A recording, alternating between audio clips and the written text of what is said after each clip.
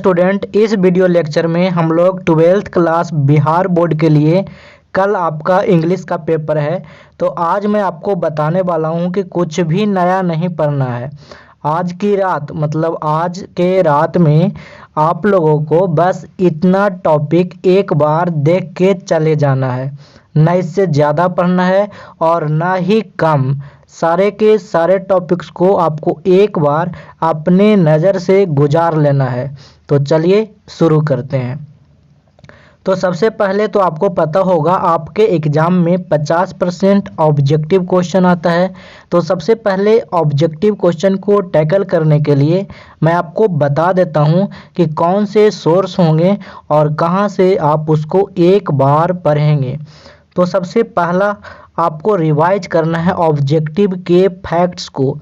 Objective question को revise नहीं करना है, ऑब्जेक्टिव के फैक्ट्स जो कि मैंने आपको क्विक गेस दे रखा है।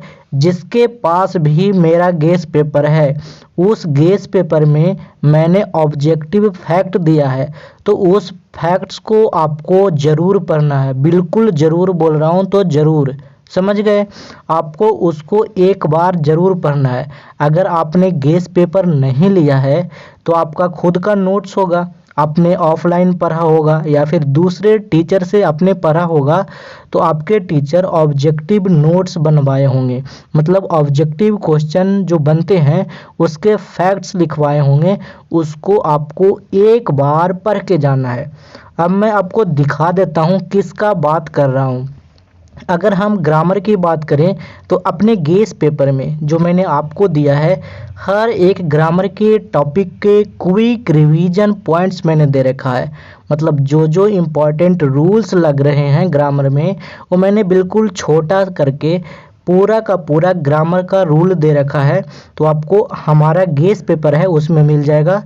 तो वहाँ से जाकर सारे के सारे ग्रामर के जो रूल्स हैं ना उसको एक बार, बिल्कुल एक बार बोल रहा हूँ, समझ के अच्छे तरीके से पढ़ लेना है। समझ गए।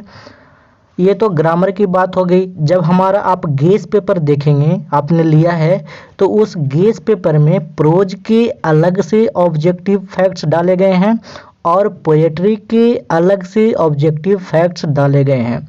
यहाँ पे आपको इस स्क्रीन पे इंडियन सिविलाइजेशन एंड कल्चर का स्क्रीनशॉट लेकर मैं आपको दिखाने की कोशिश कर रहा हूँ कि जो गेस पेपर है उसमें इस तरीके से ऑब्जेक्टिव फैक्ट डाले गए हैं।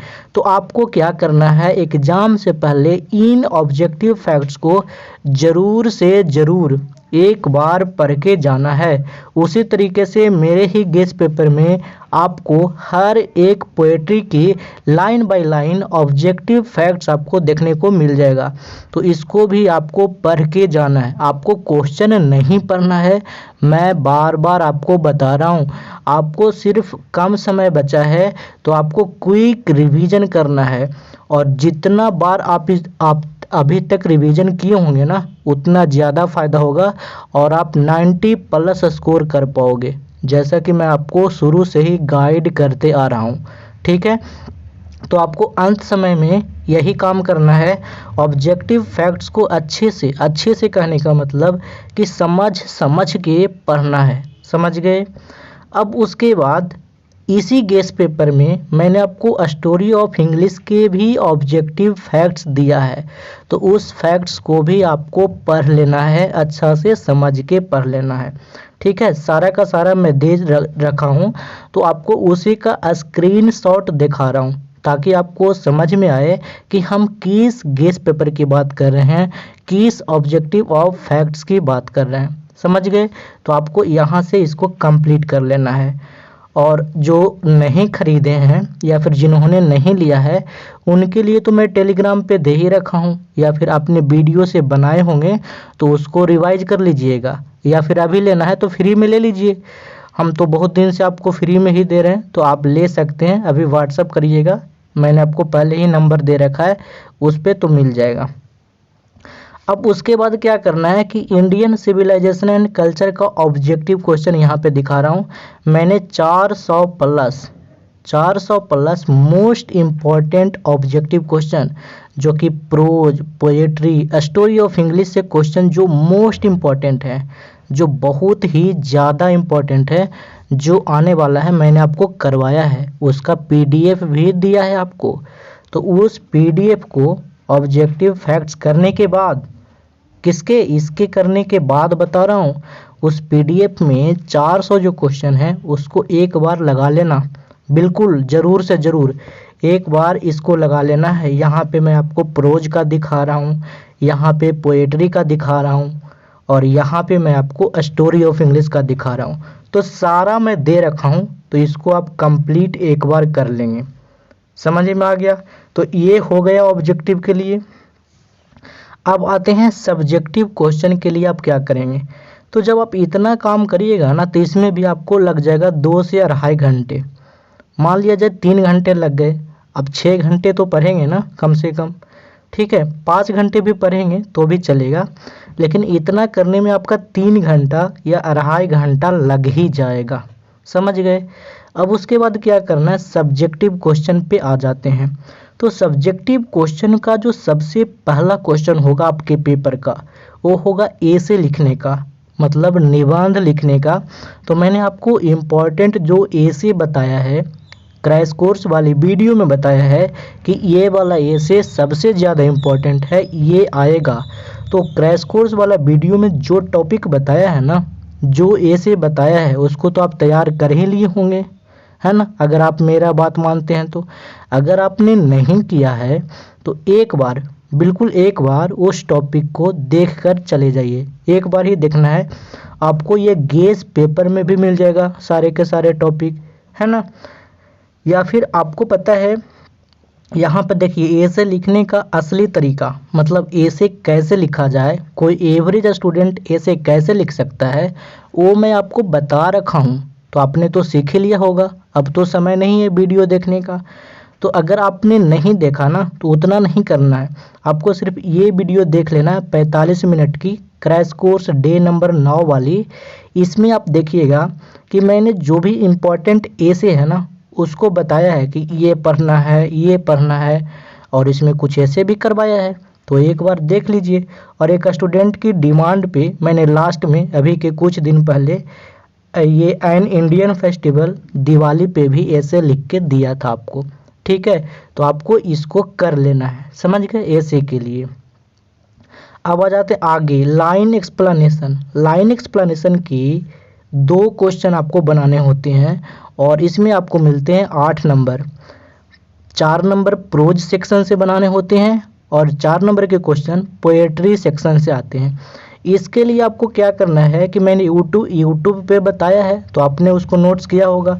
अगर नहीं किया है तो मेरा गेस पेपर जो ले रखे हैं, क्विक गेस जो जिसने भी लिया है, तो उसमें आपको इस तरीके से देखिए, प्रोज एक्सप्लेनेशन है, प्रोज सेक्शन के जो भी इम्पोर्टेंट एक्सप्लेनेशन के क्वेश्चन है, मैंने अपने गेस पेपर में दे रखा है।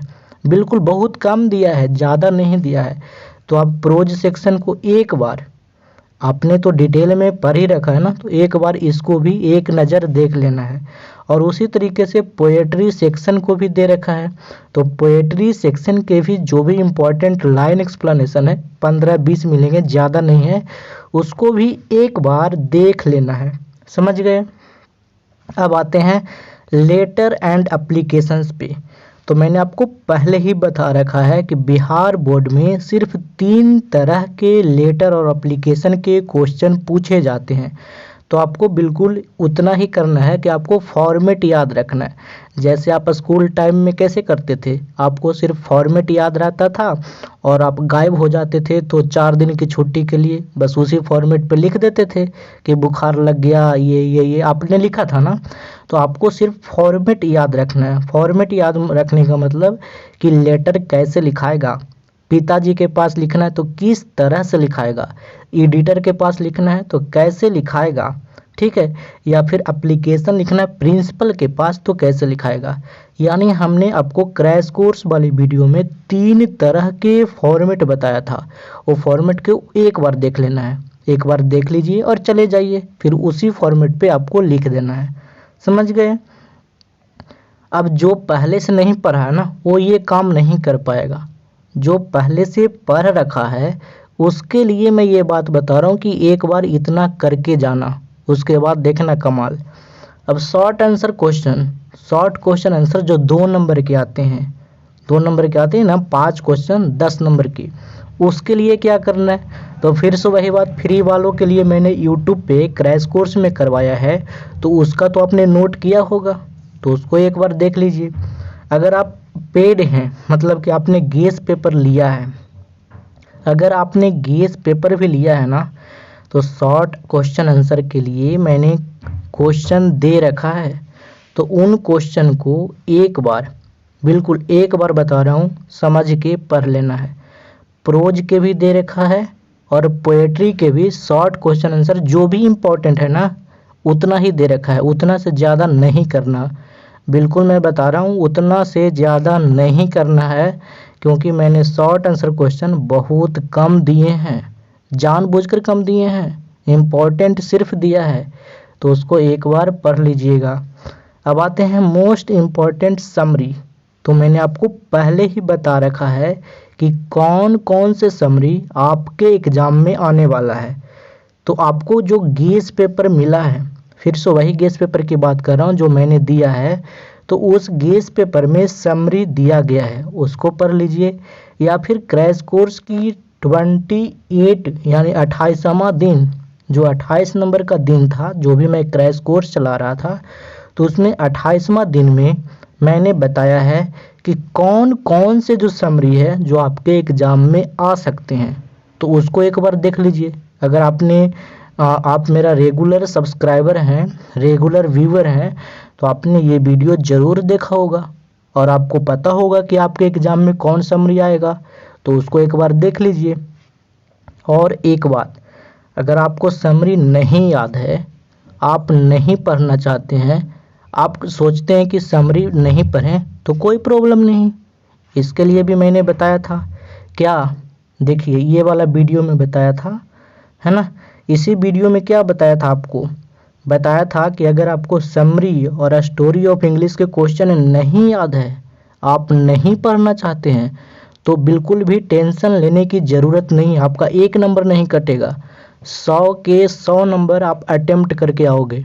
अगर आपको समरी नहीं भी याद है, नहीं भी पढ़ना चाहते हैं, या फिर स्टोरी ऑफ इंग्लिश के क्वेश्चन नहीं याद है, नहीं पढ़ना चाहते हैं, तो आप 100 में 100 करके आओगे। कैसे? मैंने आपको इस वीडियो में बताया है, जिसको कि आपने ज़रूर देखा होगा, ठीक है। अगर नहीं देखा तो एक बार देख लीजिए, क्या बात है। अगली, स्टोरी ऑफ इंग्लिश के जो क्वेश्चन आते हैं, तो स्टोरी ऑफ इंग्लिश के जो क्वेश्चन आते हैं ना, तो सबसे पहली बात कि अगर आपको नहीं लिखना है तो कोई दिक्कत नहीं, इस वीडियो को देखिए क्या करना है ना।